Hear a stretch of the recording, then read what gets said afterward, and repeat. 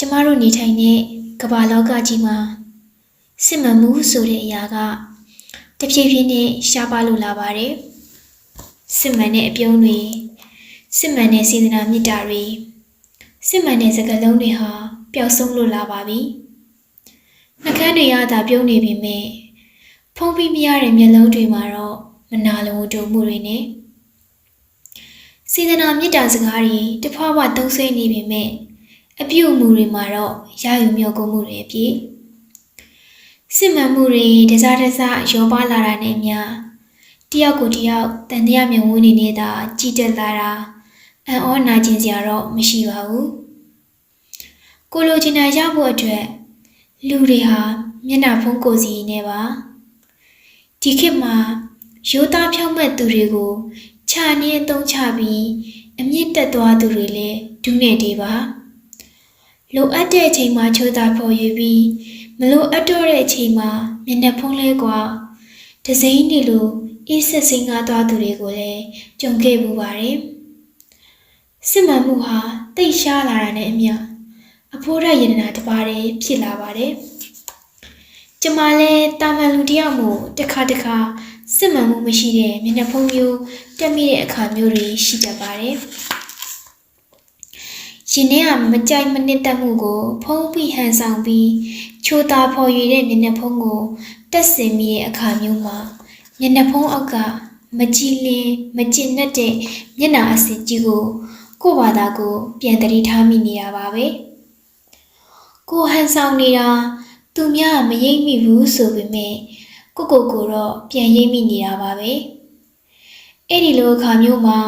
ကိုလေးစားမှုကလေးတခဏတော့ပျောက်ကွယ်သွားပါတယ်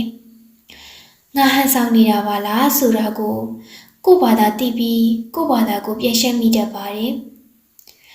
လက်ပြမတတ်တော့သလိုခံစားရရှိစေရပါတယ်သူ့ဘက်ကမကောင်းတာသူ့ကျင့်စရိုက်ကသူတစ်ပါးစီကရယူလိုမှုနဲ့မျောလင့်တဲ့တင်စီတတ်တာသူ့ရဲ့စေတနာတာဖြစ်ပါတယ်အဲ့ဒီစေတနာရဲ့အကျိုးကိုသာသူခံစားရမှာပါကိုကတင်စီခံရတယ်ဗိုလ်ကြခံရတယ်ကိုစီကနေလက်တလုံးကြားရယူသွားတယ်စသဖြင့်မကျင်တဲ့စိတ်တွေဖြစ်ပြီးထိုစိတ်ကိုလူသိမခံခြင်းတဲ့အတွက်လိုက်လဲဖော်ရင်ဟန်မျက်နှာဖုံးလေးတက်ပြီး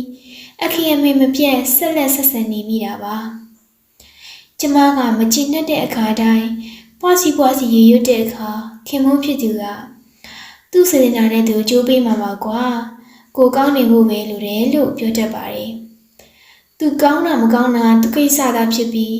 သူကောင်းမကောင်းကိုကောင်းဖို့ဟာကိုကိစ္စဖြစ်ပါတယ်သူ့ဘက်ကမဲ့ပြနေပြီမဲ့ကိုဘက်ကစစ်မှန်တဲ့အပြုံးနဲ့ပြုံးပြနိုင်ရင်ကိုရဲ့အောင်မြင်မှုပဲမဟုတ်လားစစ်မှန်မှုနဲ့ယုံကြည်ကိုးစားမှုဟာထက်တူအချိုးကြပါတယ်လူတစ်ယောက်နဲ့တစ်ယောက်ဆက်ဆံရေးမှာယုံကြည်မှုဆိုတာတဖြည်းဖြည်းတည်ဆောက်ယူရတဲ့အရာမျိုးဖြစ်ပါတယ်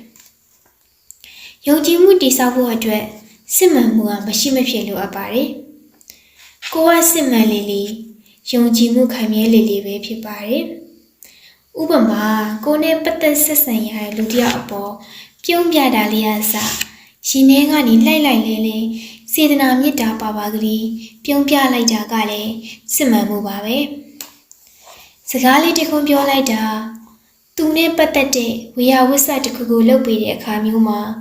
စေတနာတန်ကလေးနဲ့ဘာမျောလင်းချက်မျိုးမှမပါပဲပကတိစိတ်ကောင်းစေတနာကောင်းလေးနဲ့ပြောလိုက်လုပ်ပေးလိုက်တဲ့အခါရရှိလိုက်တဲ့ပျော်ရွှင်မှုကဘာနဲ့မှမတူပါဘူးဟန်ဆောင်လိုက်တိုင်းစစ်မှန်မှုပျောက်ဆုံးပြီးလိပ်ပြမလုံးကြုံရတဲ့စိတ်ဟာပျော်ရွှင်မှုနဲ့ကင်းဝေးစေပါတယ်ကိုယ့်ရဲ့စေတနာစစ်မှန်တာနဲ့အမျှတစ်ဖက်သားမှာလည်းစိတ်ချမ်းသာပျော်ရွှင်ရပြီး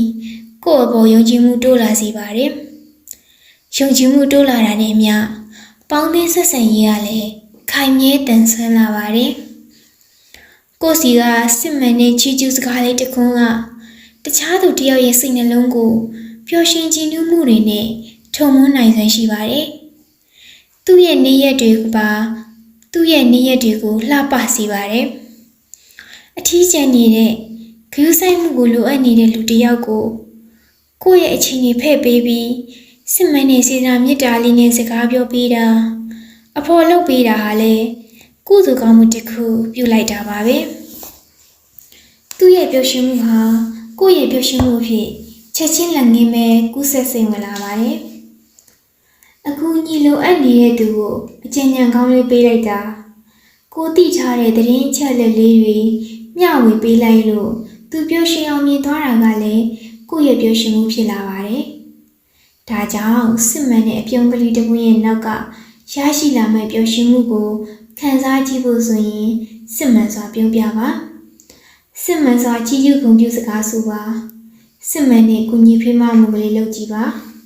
ပျော်ရွှင်မှုစစ်ကိုတကယ်လက်တွေ့ခံစားရပါလိမ့်မယ်